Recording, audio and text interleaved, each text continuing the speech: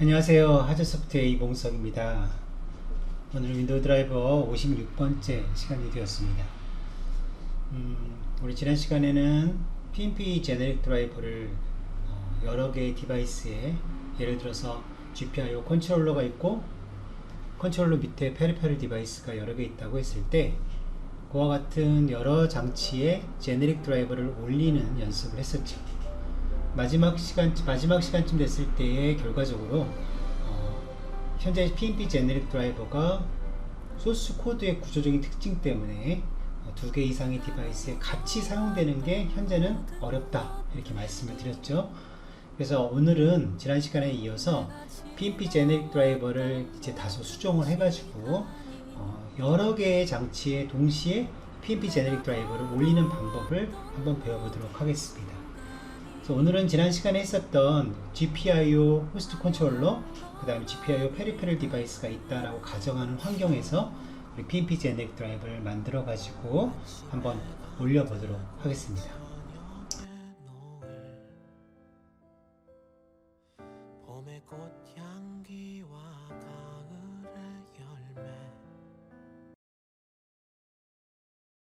자, 오늘은 윈도우 드라이브 연대기 56번째 시간이 되겠고요. PNP 제네릭 드라이버를 이제 수정을 좀 해서 두 개 이상의 디바이스에 동시에 올리는 그런 방법을 배워보도록 하겠습니다. 결론적으로 지금까지 여러분들이 사용하셨던 55번째 강의 때까지 쓰셨던 PNP 제네릭 드라이버는 현재 코드상의 특징으로 인해서 하나의 디바이스에만 지원이 되는 그런 형태를 가지고 있습니다. 그래서 그 코드를 여러분들이 다소 수정을 해야만 이제 오늘 프로젝트를 완성할 수가 있는데요. 오늘 프로젝트까지 완성하고 나시면 아마도 이 예제를 가지고 이제 여러분들이 좀 실전에서 여러 디바이스에 다 올릴 수 있는 그런 예제다 보니까 활용도가 훨씬 높아질 것 같습니다. 자, PNP 제네릭 드라이버의 단점을 한번 말씀을 드리겠습니다. 기존까지 여러분들이 사용하셨던 이 제네릭 드라이버의 단점은, 가장 큰 단점은 복수 개의 디바이스에 동시에 사용하는 건 좀 어렵다라는 단점이 있다고 그랬죠. 그 원인을 좀 여러분들이 아셔야 되는데, 원인은 결국 리소스에 대한 어떤 이름입니다. 이름. 리소스를 사용할 때 이름이라든지 그런 리소스를 전역적으로 만약에 정의해서 쓰게 되면, 결과적으로 전역적이라는 말 자체가 우리가 디바이스별로 존재하는 게 아니라 드라이버 하나에 하나밖에 없다, 이런 개념으로 존재하기 때문에 결국 드라이버에 이 하나밖에 없는 자원은 여러 개에서 동시에 쓸 수가 없겠죠. 그러다 보니까 그 자원을 오늘 효과적으로 두 개 이상 만드는 방법을 한번 배워보도록 하는데요. 그 자원으로서 오늘 가장 중요한 부분이 바로 이름이에요. 이름. 자, 여기 보시면은 제가 이름이라고 적어놨죠. 이름. 자, 요 이름이 오늘의 가장 중요한 포인트입니다. 조금 이제 소스를 보시면 이해하시겠지만, 지금까지의 PNP 제네릭 드라이버는 요 이름을 고정을 했어요. 즉 전역적으로 썼다는 거죠. 고정을 했기 때문에 두 개 이상의 디바이스에서는 동시에 이 이름을 쓸 수가 없는 거예요. 자, 예를 들어 보겠습니다. 자, 이전에 사용하던 코드의 흐름 중에 하나입니다. 보시면 디바이스 오브젝트를 만들 때죠, 그렇죠? 디바이스 오브젝트를 만들 때 어떤 이름을 썼는데 그 이름이 위에 보시는 것처럼 이렇게 하나로 고정을 시켰어요. 보이시죠? 자, 결국 이제 우리가 디바이스 오브젝트를 만들 때에 이름을 주고 만들었다는 얘기인데, 이 이름이 똑같은 이름이 또다시 사용되는 것을 운영체제는 거부하고 있습니다. 따라서 이 이름이 같은 이름으로 3개, 4개, 5개 이렇게 여러 개의 디바이스 오브젝트를 만들 수가 없다는 거. 그래서 현재 샘플은 현재 우리가 디바이스 오브젝트를 만들고 있는데, 그곳에서 이런 방식으로 만들다 보니까 한 번은 만들 수 있지만 두 번째 만드는 작업은 실패한다, 이제 그렇게 말씀을 드릴 수 있습니다.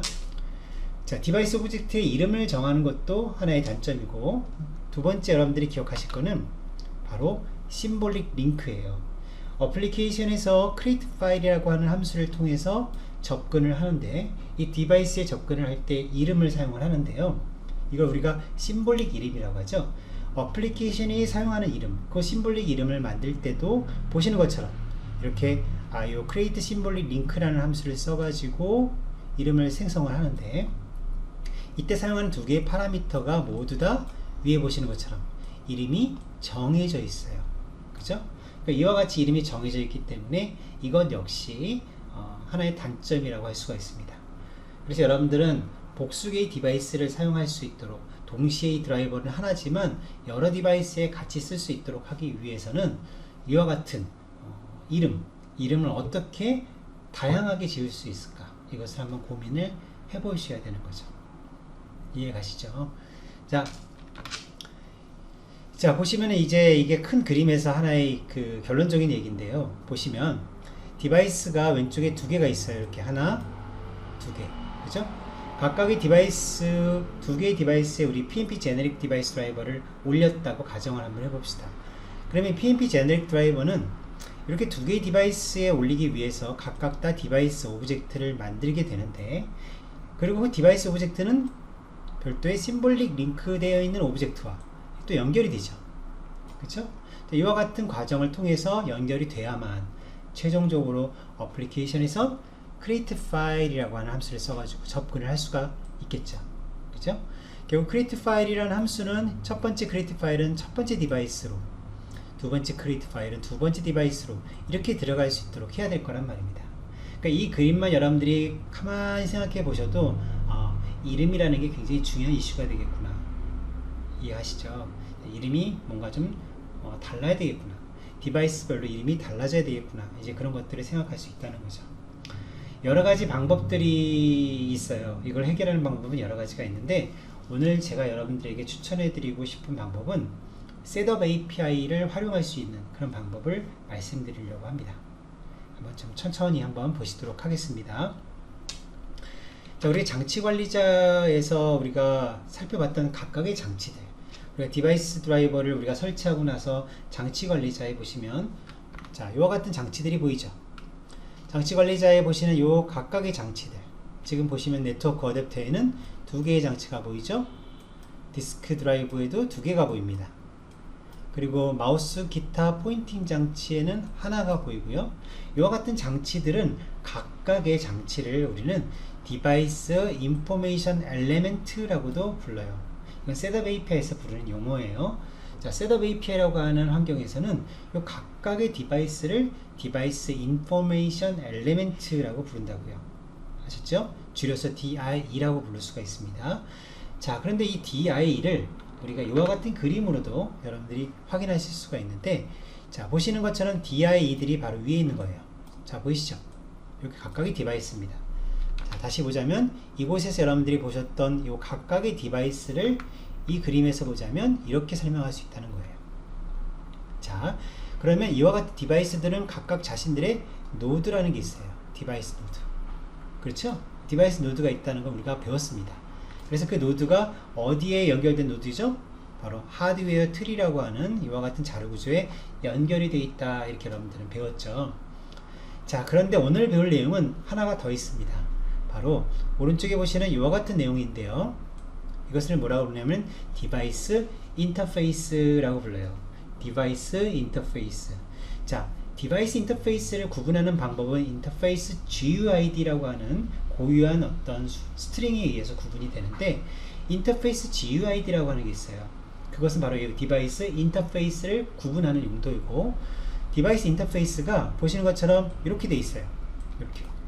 자, 이게 무슨 말이냐면, 어떤 디바이스는, 자, 예를 들어서 이 디바이스 하나를 보도록 할까요? 자, 그림에서 보자면 예를 들어서 여기서 이메일 디바이스 하나를 선택하는 겁니다.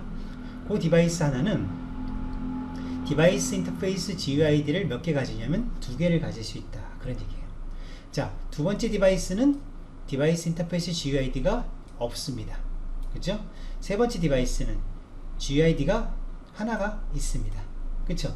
이렇게 디바이스 인터페이스 GUID라는 건 하나, 두 개, 세 개 또는 가지지 않을 수도 있다는 거죠. 자, 이렇게 가지게 되는 이 디바이스 인터페이스 GUID라고 하는 요 녀석들이 결국 오늘의 가장 큰 핵심인데요. 이것이 있어야만 셋업 API를 통해서 우리가 create file이라고 하는 API를 사용하기 위한 이 이름을 구할 수 있는 겁니다. 이름, 굉장히 중요한 겁니다. 이름. 앞그림으로 보자면 바로 create file 할 때 사용할 이름, create file 할 때 사용할 이름. 결국은 만약에 두 개의 디바이스라고 하면 결과적으로 어플리케이션은 두 개의 이름이 필요하죠. 두 이름이 서로 구분되어야지만 하나는 위에 쪽으로 하나는 아래쪽으로 접근할 수 있을 테니까 이름을 구하기 위해서는 바로 인터페이스 GUID 디바이스 인터페이스를 사용해야 된다. 이제 그런 얘기가 되겠습니다. 자, 그러면 이제 디바이스 인터페이스라는 게 있다라는 것은 우리가 알았어요. 일종의 이거는 디바이스에 접근하는 어떤 표준 이렇게 생각하시면 될 것 같아요. 디바이스에 접근하는 표준. 그러니까 예를 들자면 통신장치 또는 USB 장치 이렇게 어떤 표준이라고 하는 걸 정해서 이 표준에 따라서 접근을 시도하는 거죠. 우리가 이런 거 한번 예를 들어 볼게요. 조금 어려우니까 만약에 나중에 누군가가 어떤 디바이스 인포메이션 엘리멘트 하나를 구했다고 생각해 봅시다. 그럼 이 디바이스 인포메이션 엘리멘트가 어떤 방법으로 어플리케이션과 드라이버가 서로 통신할 수 있는지 그걸 알아야 되잖아요. 여러분들 어떤 디바이스 인포메이션이 하나 있어요. 이 그림에서 만약에 마우스가 있습니다. 자, 이 디바이스 인포메이션 엘리멘트가 하나 있어요. 얘하고 어떻게 통신할 수 있을까요? 어플리케이션이 이 장치와 어떻게 통신할 수 있을까요? 그런 것들을 알기 위해선 결국은 인터페이스, 즉 통신하는 방식을 서술한 그런 표준을 세워놓고 그런 표준들을 여기에다가 씌우는 거예요. 자, 그러면 결국 지금은 첫 번째 디바이스는 두 개의 표준을 가지고 있고 세 번째 디바이스는 하나의 표준을 가지고 있는 그런 모습이 되는 거죠. 조금 이해가 좀 가시나요? 자, 차차 작업하면서 이해하실 수 있을 것 같으니까 넘어가겠습니다. 자, 그러면 이제 한번 어떻게 수정이 이루어져야지만 이런 디바이스 인포메이션 인터페이스를 쓸 수가 있는지 한번 배워보도록 하겠습니다. 자, 먼저 디바이스 드라이버 쪽에서 여러분들이 신경 써야 될 부분입니다. 드라이버 쪽에 사용하는 코드에 대한 흐름인데, 자, 제일 중요한 함수가 바로 이 함수입니다. IO register device interface. 말 그대로 디바이스 인터페이스를 등록하겠다 이런 얘기죠. 등록하겠다. 자, 앞에 그림으로 다시 들어가 보겠습니다. 자, 요 인터페이스를 등록하겠다는 얘기예요. 디바이스 인터페이스 보이시나요? 요거를 하나 등록하겠다라는 얘기예요.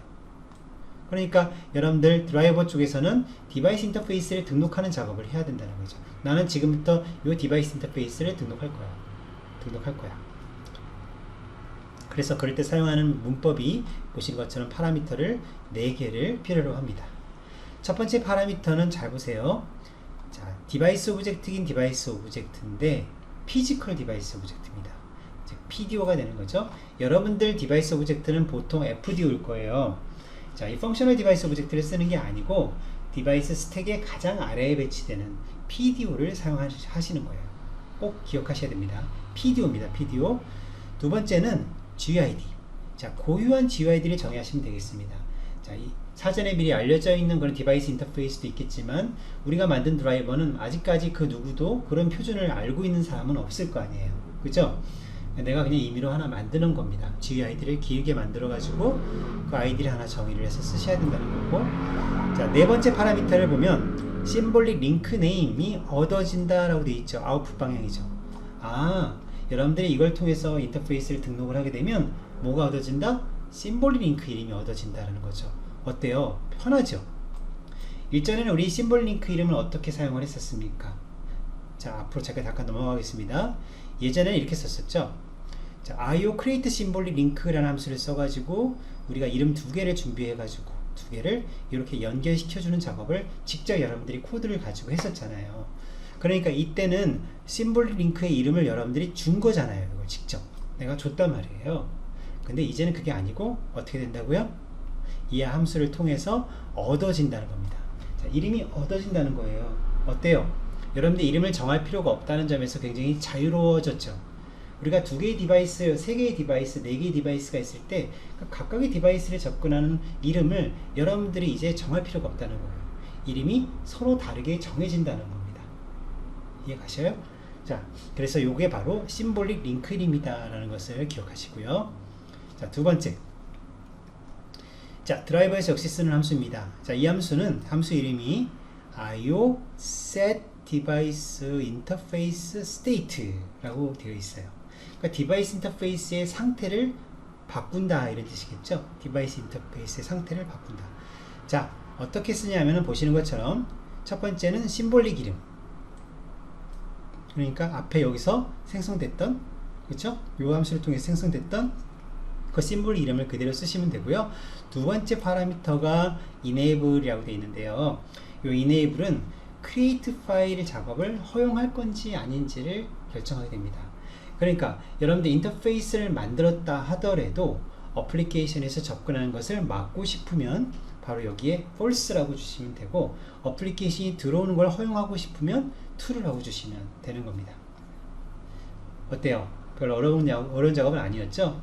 자, 그래서 디바이스 드라이버에서는 기존과 다르게 이렇게 심볼 링크를 여러분들이 얻어오는 방법을 쓰시고, 그리고 적당한 위치에서 이렇게 enable만 해주시면 더 이상 드라이버 코드에서는 이제 이름에 대해서 고민할 필요가 없게 되는 겁니다. 그래서 이 PNP 제너릭 드라이버는 이와 같은 함수를 쓰도록 지금 준비가 되어 있습니다. 이따가 제가 코드에서 사용하는 부분들을 제가 알려드릴 테니까 그때 한번 보시도록 하고요. 자, 문제는 어플리케이션인데요. 어플리케이션이 다소 복잡해집니다. 여러분들 좀 복잡하다 그러면 이해하는데 어렵다 이렇게 생각할 수 있는데, 우리가 결국은 코드라고 하는 거는 미리 만들어 놓은 코드를 재활용하면 되니까 처음에만 어렵지 다음부터는 그냥 계속 컨트롤 C, 컨트롤 V, 컨트롤 C, 컨트롤 V에서 쓰시면 되겠죠. 그래서 그렇게 여러분들이 생각하시면 좋을 것 같아요. 셋업 API를 쓰는 건 다소 복잡해 보일 수 있는데 이것을 나중에 이해하고 나면 그냥 컨트롤 C, 컨트롤 V가 가능하다는 거. 자, 그럼 한번 보도록 하겠습니다. 자, 이 셋업 API를 오늘 처음 여러분들이 접해 보시는데, 자, 윈도우즈에서 셋업과 관련된 그런 작업들을 지원하는 API라고 보시면 되고, 오늘은 첫 번째로 셋업 API 중에서 HDeviceInfo라고 하는 이 핸들을 구하는 방법을 한번 배워보도록 하겠습니다. HDeviceInfo를 구하기 위해서 사용하는 함수가 바로 setup di get class dvs라는 함수예요. 자, 함수 이름 보세요. setup di, 여기까지가 접두사고요. 다음에 get class device, 그죠? 결국 어떤 디바이스 정보를 구해오고 있다 이런 뜻이에요. 이걸 통해서 구해온 정보를 우리는 리턴 값을 보세요. HDeviceInfo라는 핸들이 되는 겁니다. 자, 이때 첫 번째 파라미터로 쓰시는 건 GUID라고 적혀 있죠? GUID. 자, 이 GUID는 두 가지가 가능한데요. 오늘 배웠던 디바이스 인터페이스 GUID를 쓰셔도 되고, 클래스 GUID라는 게 있습니다. 클래스 GUID도 상관없습니다. 그래서 여러분들이 GUID 값을 첫 번째 파라미터에다 넣어주시면 된다는 거고요. 나머지는 잘 모르시면 여기 예제처럼 그냥 0이라고 주시면 돼요. 이렇게 0이라고 주시면 되고, 마지막 파라미터인 플래그에다가는 두 개를 줬습니다. 현재 존재한다 라는 뜻이죠. present, 현재 존재하는 디바이스. 그리고 두 번째, 내가 여기다 준 GUID가 바로 인터페이스 GUID다 라는 뜻으로 이렇게 주는 겁니다. 그렇죠? 내가 인터페이스 GUID를 만약 여기다 넣었다고 하면 present라는 플래그와 인터페이스 GUID라는 플래그 두 개를 우호시켜서 넣어주시면 바로 HDeviceInfo라고 하는 이 핸들을 구할 수 있다는 얘기예요. 자, 안 어렵죠? 여기까지. 그래서 이렇게 여러분들이 GUID를 넣어가지고 핸들을 구해오는 겁니다. 자, 핸들 구하면 뭐 어떻게 쓸 것이냐, 어플리케이션에서. 어플리케이션이 지금 이걸 하려는 이유가 뭡니까? create 파일 하려고 그러잖아요. 근데 create 파일 할 때 그 이름이 필요하죠. 근데 이 핸들을 구하는 이유는 뭘까? 바로 이름을 구하기 위해서 필요한 거예요. 자, 한번 보겠습니다. 자, 여기서 구한 이 디바이스 인포라고 하는 값을 가지고 다음 장. 자, 첫 번째로 여러분들이 이런 구조체를 보겠습니다. SP 인터페이스 디바이스 데이터라는 구조체가 있어요. 자, 이 구조체를 여러분들이 받아오는데, 자, 그때 사용하는 함수의 이름을 보실까요? setup di enum device interface. 아, 디바이스 인터페이스를 열거한다 이런 뜻이죠. enum이니까 이 함수에다가 파라미터를 넣어주는 겁니다. 뭐를? 바로 첫 번째 파라미터를 디바이스 인포를 넣어주는 거예요. 이게 뭐예요? 바로 앞에서 구했던 거죠. 디바이스 인포. 그러니까 여기서 구했던 핸들을 바로 여기에 첫 번째 파라미터에 넣어주시면 돼요. 그리고 찾아라. 자, 요 GUID를 가진 녀석을 찾아라 라는 뜻이 되는 건데요. 자, 어차피 똑같은 GUID를 한 번 더 쓰게 돼 있고요. 여기도. 그리고 여기서 이제 중요한 거는 네 번째 필드예요. 네 번째 필드. 자, 네 번째 필드가 뭐라고 적혀 있습니까? 멤버 인덱스라고 되어 있죠. 이 멤버 인덱스는 0, 1, 2, 3 이렇게 여러분들이 숫자를 증가시키는 값인데 말 그대로 발견되는 횟수를 말합니다. 자, 이 GUID를 가지고 정의된 디바이스가 발견되는 첫 번째 장치를 찾아라. 0. 두 번째로 발견된 장치를 찾아라. 1. 세 번째로 발견된 장치를 찾아라. 2. 이런 식으로 되는 거죠. 그러니까 발견된 장치가 여러 개가 있으면 그 다 구하라 하는 뜻이 되는 겁니다. 자, 우리가 만약에 지금 PNP 제네릭 드라이버를 3번을 설치했다고 쳐보겠습니다. 하나는 부모, GPIO 컨트롤러에, 나머지 2개는 자식, 페리퍼럴에 각각. 그럼 총 3개의 장치죠. 거기에 PNP 제네릭 드라이버를 만약에 올렸다고 하면 결국 3번 설치한 거잖아요. 그죠? 3번 설치한 거죠. 그래서 이런 경우에는 멤버 인덱스 값을 0, 1, 2 이렇게 3번에 걸쳐서 주셔서 이제 리턴 값을 구해야 된다. 이런 얘기가 되는 거예요. 자, 이렇게 해서 여러분들이 구하게 되면 그 정보를 우리는 뭐라고 한다? SP 인터페이스 디바이스 데이터라고 하는 겁니다. 자, 이걸 구해와요. 자, 밑에 예를 볼까요? 자, setupdi enum device interfaces, 그 다음에 앞에서 구하는 리턴 값, info 핸들 여기다 넣으시고, 나머지는 GUID 그리고 인덱스 몇 번째를 찾을 것이냐라는 걸 정확히 주시면, 그러면 인터페이스 데이터라고 하는 구조체를 채워준다. 이렇게 지금 되어 있죠. 자, 이제 아직 끝나지 않았습니다. 이제 여러분들이 어떤 특정 장치에 대한 인터페이스 디바이스 데이터를 구해왔잖아요. 그러면 이게 왜 필요하냐면, 인터페이스 데이터가 있으면 그 다음에 좀 더 상세한 데이터를 구할 수가 있어요. 상세한 데이터. 자, 약한 데이터라고 생각하시면 돼요. 이 데이터는 좀 약한 데이터고, 더 상세한 데이터를 가져오려면 어떻게 하는지 보겠습니다. 자, 상세한 데이터를 뭐라고 하냐면 SP 인터페이스 디바이스 디테일 데이터. 자, 이 디테일이라는 말이 들어갔죠. 앞에 구조체는 디테일이 없죠. 이제 디테일이 들어가는 구조체를 정의를 할 수 있습니다. 근데 이 구조체의 크기가 정해져 있는 게 아니고요, 가변이에요. 크기가 가변이라는 거거든요. 그래서 정확한 크기 값을 여러분들이 못 구해오면 안 돼요. 이게 얼마나 되는지 먼저 구해온 다음에 그 크기만큼의 메모리를 잡아서 다시 달라고 해야 되는 겁니다. 자, 이 문법을 보겠습니다. setupdi get device interface detail 함수 이름이 다르죠. 자, 이때 info라고 하는 거 그대로 썼고요. 보이시죠? info. 그 다음에 자, 지금 우리가 구하려고 하는 건 뭐죠? 여기에 디바이스 인터페이스 디테일 데이터, 이걸 구하려고 하는 거예요. 디테일. 그런데 지금은 구할 수가 없는 거예요. 길이를 모르니까. 그래서 두 번째 파라미터에는 디바이스 인터페이스 데이터, 바로 앞에서 여러분들 구하셨던, 여기서 구하셨던 내용을 첫 번째 파라미터에 주고, 첫 번째 파라미터 이렇게 주고, 그 다음에 두 번째 파라미터에는 뭘 주시냐면은, 자, 이거 주시고, 두 번째 파라미터에는 너를 주시는 겁니다. 왜 너를 줬냐면 아직 모르니까 크기를. 그래서 구해오진 않겠다. 다만 요구할 수 있는 길이를 좀 알고 싶다. 그래서 그럴 때 쓰는 방법이 보시는 것처럼 이렇게 00 끝에서 두 번째 사이즈 부분에다가만 이렇게 주시면 돼요. 사이즈의 주소만, 포인터만 주시면 되죠. 이렇게 하시면은 실제 얼마큼의 메모리가 요구되는지를 알려줘요. 그래서 그걸 여러분들이 알아가지고 상세하게 다시 한번 달라고 하는 거죠. 볼까요? 자, 이렇게 되는 겁니다. 그러다 보니까 자, 이 실예를 한번 보시면 두 번을 쓰게 되죠.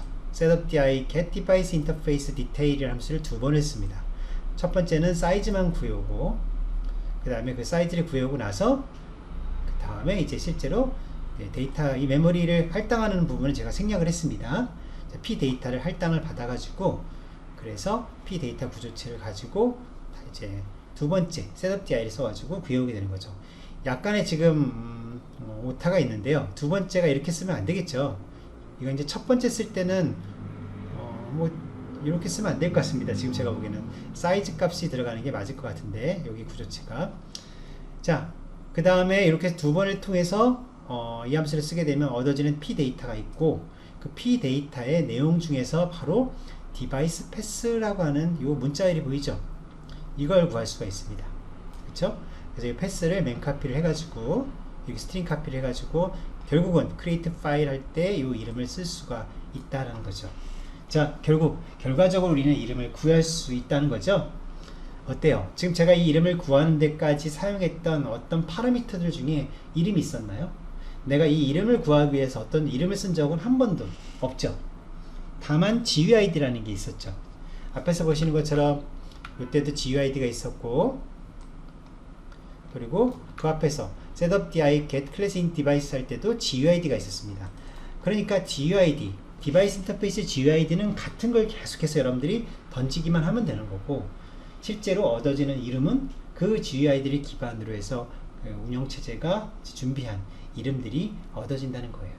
그러니까 사용하는 사람 차원에서는 어플리케이션을 쓰는 사람도 GUID만 알면 되는 거고, 드라이버 개발할 때도 GUID만 알면 되는 거죠. 그러니까 그 GUID만 똑같은 것으로 그 드라이버와 어플리케이션이 서로 협의만 한다면 그 뒤에 이름을 만드는 작업은 구태여 개발자가 생각할 필요가 없다는 얘기가 되겠습니다. 좀 말이 제가 장황하게 길었는데요. 자세한 건 여러분들이 예제를 보면 알 수가 있을 거예요. 자, 이제 한번 실습을 하기 전에 체크를 한번 해보도록 하겠습니다.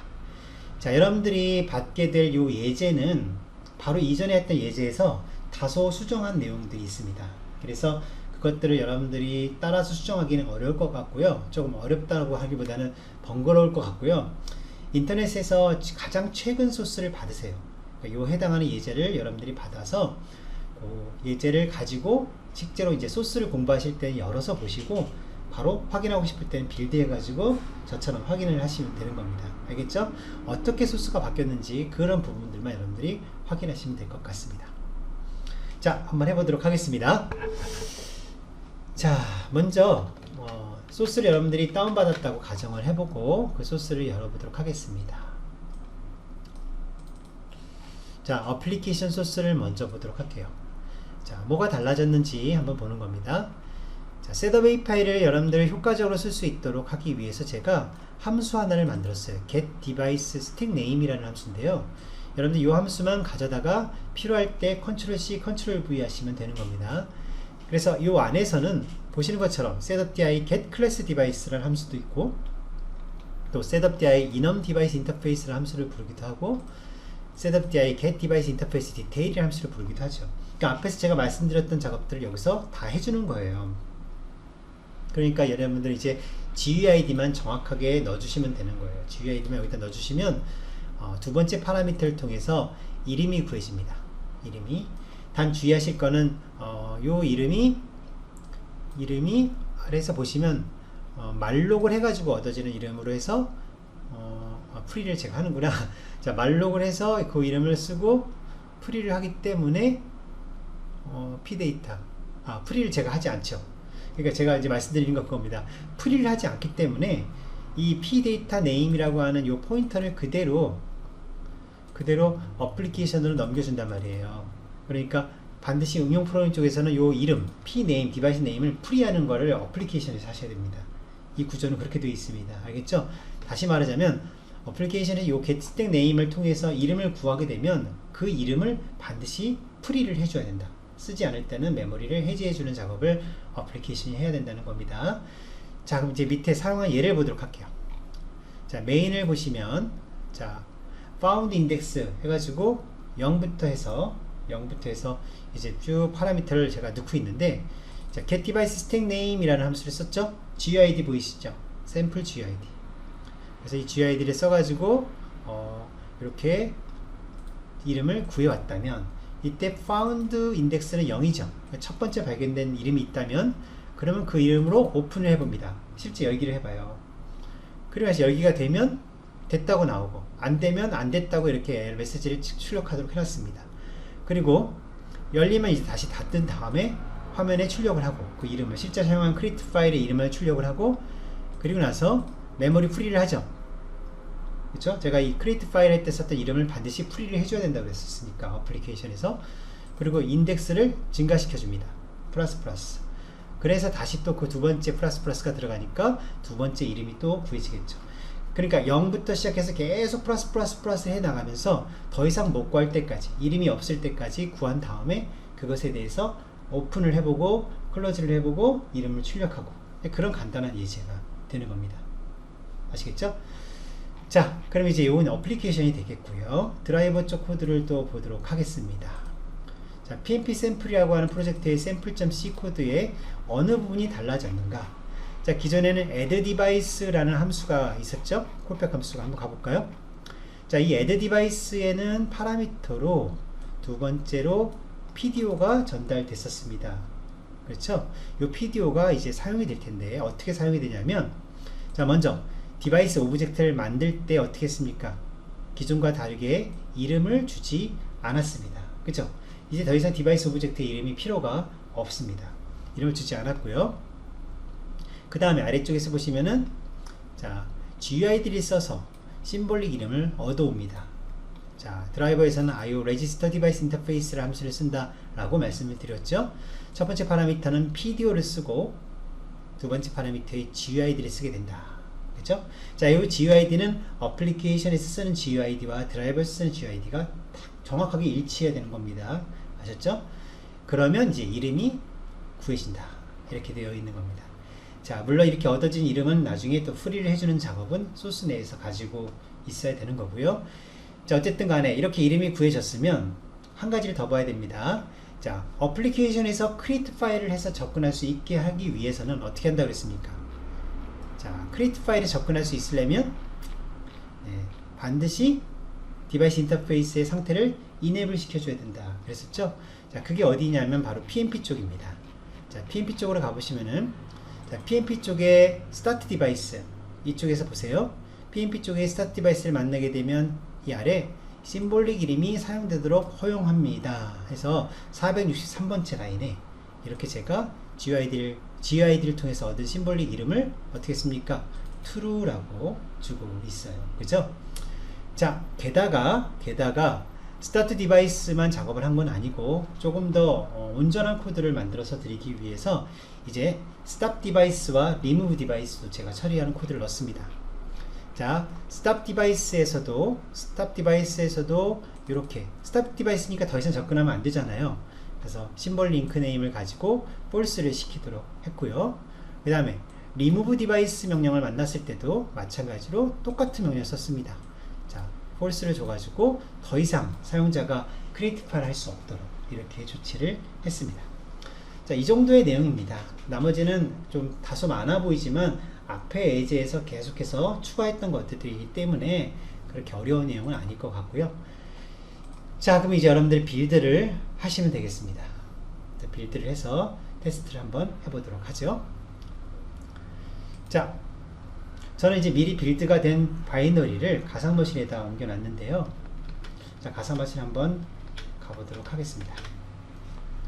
자, 제가 이제 시스8 환경은 어떤 환경이냐면, 여러분들 DSDT 기억나시죠? DSDT에 지금 컨트롤러 쪽에 디바이스 하나를 만들고 그 다음에 거기에 붙어서 사용될 GPIO 디바이스 각각 하나씩 총 3개의 디바이스를 만든 상태예요. 기억나시죠? 그거를 이제 그대로 그 상태에서 제가 시작을 하는 겁니다. 혹시 바로 전 동영상을 따라 하신 분들이라면 장치들, 여러분들이 사용하던 장치들을 모두 완전하게 삭제를 해 주시기 바랍니다. 다 삭제를 해주시고 나서 다시 검색을 딱 하셔가지고 깨끗한 상태가 되도록 해주셔야 돼요. 아셨죠? 깨끗한 상태가 되어야 됩니다. 자, 그러면 이제 이렇게 ACPI 컴플레인트 시스템 바로 아래에 unknown 디바이스가 나오도록 이렇게 하시는 겁니다. 자, 이 상태에서 한번 드라이버를 설치해 보도록 할게요. 자, 업데이트 드라이버, 브로징, 그리고 샘플 위치를 알려주면 이렇게 드라이버를 설치를 합니다. 자, 바로 전 우리가 시습을 하실 때는 어떤 특징이 나타났었습니까? 자, 부모 장치를 설치하고 났을 때 바로 자식 장치가 나타나게 되고 그 자식 장치에는 동일한 설치 파일을 가지고 설치할 수 있다 보니 자동으로 설치가 이루어졌죠. 그런데 어떤 문제가 생겼습니까? 자식 장치가 설치가 되고 나서 각각의 장치들이 느낌표가 떴죠. 그 드라이버가 성공적으로 올라가지 못했다 이런 말씀을 드렸잖아요. 오늘은 어떤지 한번 보겠습니다. 자, 보세요. 자, 보시는 것처럼 부모 디바이스를 컨트롤러가 올라갔죠. 그 아래 자식 디바이스 2개가 따라 올라갔고 느낌표가 사라졌죠. 자, 3개가 다 올라간 겁니다. 3개가 드디어 부모 밑에 자식 2개가 생기게 된 거죠. 그쵸? 자, 이제 모두 3개의 장치, 부모 장치 하나, 자식 장치 2개가 전부 다 우리 PNP 제네릭 드라이버가 올라가는 게 확인됐다 이런 얘기가 되겠습니다. 자, 그럼 이제 어플리케이션 한번 띄워보도록 하는데요. 어플리케이션은 어디에 있나 보겠습니다. 자, 어플리케이션에 제가 드린 콜 드라이버 보이시죠? 이걸 한번 실행해 보도록 하겠습니다. 홀 드라이브 실행. 자, 어떻게 됩니까? 자, 3개가 나오죠. 홀 드라이브 딱 실행하시면 심볼릭 이름 모두 3개가 나왔다는 것이고, 이건 전부 다 오픈을 해봤다는 얘기예요. 그러니까 크리에이트 파일 클로즈 엔드를, 크리에이트 파일 클로즈 엔드를 다 해봤다는 그런 얘기가 되겠습니다. 자, 이름을 보세요. 이름을 보시면 이름이 비슷한 것 같지만 이제 GUID만 똑같지 앞에 부분이 다르다는 것을 알 수 있죠. 그러니까 뒤에 GUID 보이시나요? 여기 인터페이스 GUID인데 그 부분은 똑같지만 어때요? 전체 이름은 앞부분이 조금씩 다르죠. 그래서 이렇게 운영체제가 이름을 만들어 주니까 얼마나 편합니까? 어플리케이션에서 더 이상 이름에 대한 고민을 안 하셔도 되는 거죠. 자, 이렇게 해서 이제 3개의 장치니까 당연히 이름이 3개가 되는 거예요. 자, 만약에 여기서 제가 장치 하나를 디제이블 한번 해보도록 하겠습니다. 자, 제거를 한번 해볼게요. 자, 장치가 하나 제거됐습니다. 없죠? 그죠? 이 상태에서 다시 한번 실행할까요? 자, 2개가 나오죠.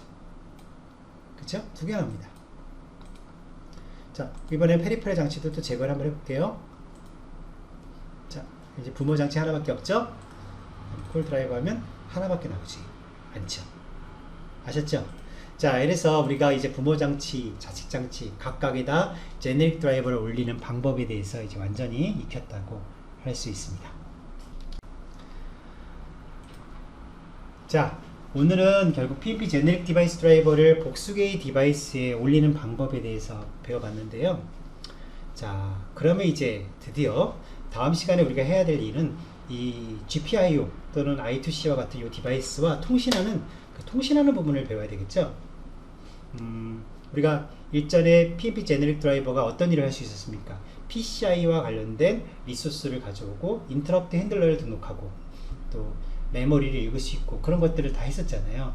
자, 그럼 이제 GPIO나 I2C와 같은 그런 버스에서도 그와 같은 어떤 특별한 일들을 하고 싶다는 거죠. 이제 어떤 식으로 설계를 해야 되는지 그런 것들을 다음 시간에 배워보도록 하겠습니다. 네, 감사합니다. 다음 시간에 뵙겠습니다.